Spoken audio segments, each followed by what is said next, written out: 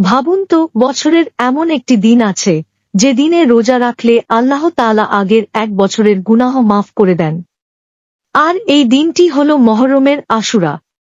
কিন্তু আমরা কি জানি এই দিনের পেছনে কত বড় শিক্ষা ও রহমতের ঘটনা লুকিয়ে আছে? মহরম হল ইসলামের 4টি সম্মানিত মাসের একটি। আল্লাহ তাআলা কুরআনে বলেছেন, নিশ্চয়ই আল্লাহর নিকট মাসের সংখ্যা 12টি। এর মধ্যে 4টি মাস সম্মানিত। সূরা আত-তাওবা 36। এই মাসের 10 তারিখ অর্থাৎ আশুরার দিনটি ইসলামে বিশেষ মর্যাদাপূর্ণ। সহিহ বুখারী ও মুসলিমে বর্ণিত আছে, রাসূলুল্লাহ যখন মদিনায় আগমন করেন, তিনি দেখলেন ইহুদিরা আশুরার দিনে রোজা রাখছে।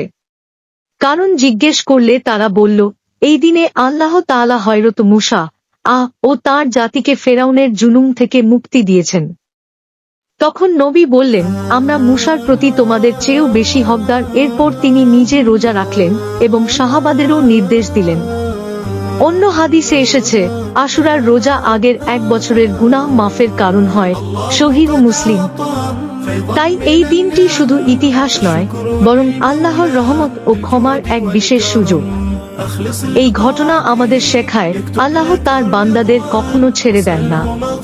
কঠিন সময়ের পর আসে মুক্তি। যেমন মূসা এর জাতি অন্ধকার থেকে আলো এসেছে, তেমনি আমরাও ধৈর্য ও ঈমানের মাধ্যমে বিপদ থেকে মুক্তি পেতে পারি। বাস্তব জীবনে আমরা যখন সমস্যায় পড়ি, তখন হতাশ না হয়ে আল্লাহর উপর ভরসা করা উচিত। আশুরার রোজা আমাদের আত্মাকে পরিশুদ্ধ করে, গুনাহ মাফের সুযোগ দেয় এবং তাকওয়া বৃদ্ধি করে।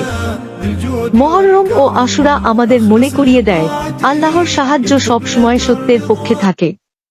তাই এই দিনগুলোতে বেশি বেশি ইবাদত, তওবা ও ভালো কাজের মাধ্যমে আমরা নিজেদের জীবনকে সুন্দর করতে পারি।